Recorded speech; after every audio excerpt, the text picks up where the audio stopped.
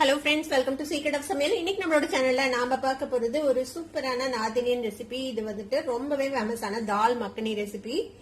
செம்ம கிரீமியா ரிச்சான ஒரு தால், ரொம்ப ரொம்ப டேஸ்டியா இருக்கும். ரைஸ் கூட, சப்பாத்தி கூட அதெல்லாம் வச்சு சாப்பிடுறதுக்கு. சரி வாங்க, டிலே பண்ணாம இந்த சூப்பரான ரிச்சான ஒரு தால் மக்கனி எப்படி செய்யலாம் அப்படின்னு பார்க்கலாம். ஒரு அரை கப் அளவுக்கு கருப்பு உளுந்து, நம்ம வந்துட்டு இந்த இட்லிக்கெல்லாம் ஊற வைக்கிறதுக்கு யூஸ் பண்ணுவோம்ல, அந்த உளுந்து எடுத்திருக்கிறேன். இந்த மாதிரி பொட்டோட இருக்கிற உடைச்ச உளுந்து. நீங்க வந்து முழு கருப்பு உளுந்து கூட யூஸ் பண்ணலாம். அப்படியே அது வந்து இன்னுமே பெட்டர். அது யூஸ் பண்ணீங்கன்னா, இன்னைக்கு நான் இந்த உளுந்து யூஸ் பண்ணி தால் மக்கனி செய்ய போறேன். இப்போ இதை வந்துட்டு நல்லா தண்ணி விட்டு அலசி கழுவி எடுத்து வச்சிருக்கேன். இப்போ இதை வந்துட்டு நம்ம ப்ரெஷர் குக் பண்ணிக்க போறோம். இப்போ இந்த ப்ரெஷர் குக்கர்ல இந்த கருப்பு உளுந்த வந்துட்டு சேர்த்திக்கலாம். இந்த கருப்பு உளுந்து கூட உங்களுக்கு ராஜ்மா பிடிக்கும் அப்படின்னா கொஞ்சமா ஒரு கை அளவுக்கு ராஜ்மாவும் நீங்க இதுல சேர்த்திக்கலாம். நான் இன்னைக்கு வந்து வெறும் கருப்பு உளுந்து யூஸ் பண்ணி தான் செய்ய போறேன்.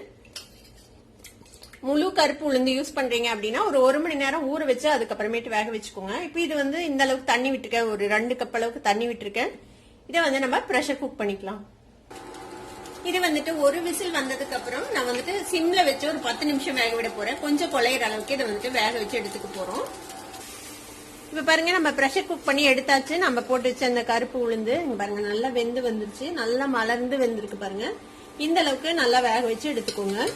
கையில தொட்டோம்னா நல்லா மசிஞ்சு போகணும், அந்த அளவுக்கு வெந்திருக்கணும் உளுந்து. ஒரு வடச்சட்டி அடுப்புல வச்சிருக்கேன். இதுல வந்துட்டு 1 டேபிள் ஸ்பூன் அளவுக்கு நெய் சேர்த்திருக்கிறேன். இந்த ரெசிபில நீங்க ரொம்ப டயட் கான்சியஸ் எல்லாம் பார்க்க முடியாது. ஏன்னா நிறைய பட்டர், நிறைய நெய் போட்டு தான் நம்ம செய்ய போறோம். 1 டேபிள் ஸ்பூன் நெய் மெல்ட் ஆனதுக்கு அப்புறம் ஒரு வெங்காயத்தை இந்த மாதிரி ஃபைனா சாப் பண்ணி வச்சிருக்கேன். வெங்காயத்தை சேர்த்திக்கலாம் நெய்ல. இப்போ இந்த வெங்காயம் வந்துட்டு நல்ல கோல்டன் ப்ரௌன் ஆகணும், அது வரைக்கும் இதை வந்துட்டு வதக்கிக்கலாம். இப்போ வெங்காயம் பாருங்க நல்லா கோல்டன் கலரா வதங்கிடுச்சு. இந்த ஸ்டேஜ்ல 1 டேபிள் ஸ்பூன் அளவுக்கு இஞ்சி பூண்டு விழுது சேர்த்திக்கலாம். இஞ்சி பூண்டு விழுதையும் இந்த வெங்காயத்தோட சேர்த்து நல்லா வதக்கி விட்டுக்கோங்க. இஞ்சி பூண்டு போட்டு வதக்கிறதுனால கீழே வந்துட்டு பிடிக்கும். ஃப்ளேமை கம்மி பண்ணி வச்சு இந்த மாதிரி கைவிடாம நல்லா வதக்கி விடுங்க. இப்போ இஞ்சி பூண்டு விழுதும் பச்சை வாசனை போக நல்லா வதங்கிடுச்சு. இப்போ ஒரு 2 பெரிய தக்காளியை இந்த மாதிரி மிக்சியில அரைச்சு வச்சிருக்கிறேன். பச்சையாவே அரைச்சுக்கோங்க. இப்போ இந்த அரைச்ச தக்காளி விழுதை இதுல சேர்த்துக்கலாம்.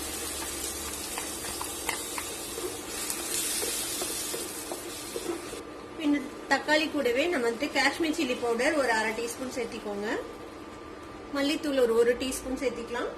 சீரகத்தூள் ஒரு 1/2 டீஸ்பூன் சேர்த்திக்கோங்க. இப்போ இதெல்லாம் சேர்ந்து வதங்கட்டும். கூடவே கொஞ்சம் மஞ்சள் தூளும் சேர்த்திக்கலாம். இந்த தக்காளி வந்துட்டு நல்லா பச்சை வாசனை போக வதங்கி இந்த நெய் வந்துட்டு பிரிஞ்சு வரணும், அது வரைக்கும் இதை வதக்கிக்கலாம்.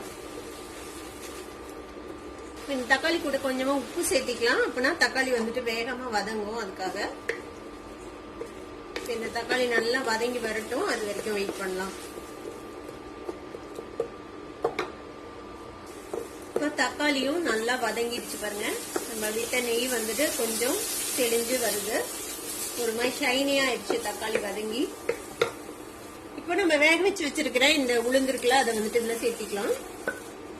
இதை நல்லா மிக்ஸ் பண்ணி விடுங்க. இது கூட கொஞ்சமா நறுக்குனா கொத்தமல்லி தலை சேர்த்திக்கோங்க. இது கூட இன்னொரு 1/2 கப் அளவுக்கு தண்ணி சேர்த்திக்கலாம். முன்னாடி கொஞ்சமா உப்பு சேர்த்தணும் நம்ம தக்காளி வதங்கும் போது. இப்ப இந்த கிரேவிக்கு தேவையான அளவுக்கு உப்பு சேர்த்திக்கோங்க. இதை மூடி போட்டு ஒரு மீடியம் ஃப்ளேம்ல ஒரு 5 நிமிஷம் வந்துட்டு நல்லா குக் ஆகட்டும். ஒரு 5 நிமிஷம் நல்லா வந்துட்டு எல்லாம் சேர்ந்து வெந்திருக்கு. ஓபன் பண்ணி பார்க்கலாம். பாருங்க நல்லா இந்த தால் வந்துட்டு மசாலா எல்லாத்தோடையும் சேர்ந்து நல்லா வெந்து வந்துருச்சு. இதை அடுப்பு ஆஃப் பண்ணிடலாம். இப்போ ஒரு தாளிக்கிற கரண்டி அடுப்புல வச்சு ஒரு டேபிள் ஸ்பூன் அளவுக்கு வெண்ணெய் சேர்த்திக்கோங்க. நான் எடுத்துக்கிறது அமுல் வெண்ணெய். இது வந்துட்டு சால்டட் பட்டர். இதுலயும் உப்பு இருக்கும், அதனால கவனமா கிரேவில உப்பு போட்டுக்கோங்க. இல்லைன்னா நீங்க அன்சால்டட் பட்டர் கூட யூஸ் பண்ணிக்கலாம். இது மெல்ட் ஆக வரைக்கும் வெயிட் பண்ணுங்க. மெல்ட் ஆக ஆரம்பிச்சதும் நம்ம அடுப்பு ஆஃப் பண்ணிடலாம். இதுல ஒரு 1/2 டீஸ்பூன் அளவுக்கு காஷ்மீர் சில்லி பவுடர் சேர்த்திக்கோங்க.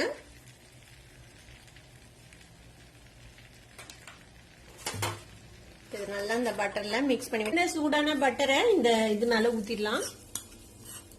இதுக்கு மேல நம்ம கொஞ்சமா ஃப்ரெஷ் கிரீம் சேர்த்திக்கலாம். ஃப்ரெஷ் கிரீம் வந்துட்டு ஆப்ஷனல், ஒரு 2 டேபிள் ஸ்பூன் அளவுக்கு சேர்த்திக்கோங்க. இதுக்கு மேல நம்ம வந்துட்டு கொத்தமல்லி தலை போட்டுடலாம். இப்போ இதை ஒரு மிக்ஸ் பண்ணிட்டோம்னா நம்மளோட தால் மக்கனி சூப்பரா ரெடி ஆயிடுச்சு. அவ்வளவுதான்.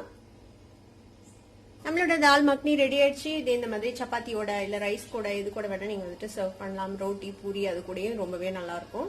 ட்ரை பண்ணி பாருங்க. ட்ரை பண்ணி பார்த்துட்டு எப்படி இருந்தது அப்படின்னு கமெண்ட்ஸ்ல ஃபீட்பேக் கொடுங்க. இந்த வீடியோ உங்களுக்கு பிடிச்சிருந்ததுன்னா சப்ஸ்கிரைப் பண்ணுங்க. பக்கத்துல இருக்க பெல் ஐகானை கிளிக் பண்ணுங்க. அப்பதான் என்னோட ஃபியூச்சர் நோட்டிபிகேஷன்ஸ் உடனே வந்து சேரும். லைக் பண்ணுங்க, ஷேர் பண்ணுங்க. தேங்க்யூ ஃபார் வாட்சிங் this video viewers. Bye by.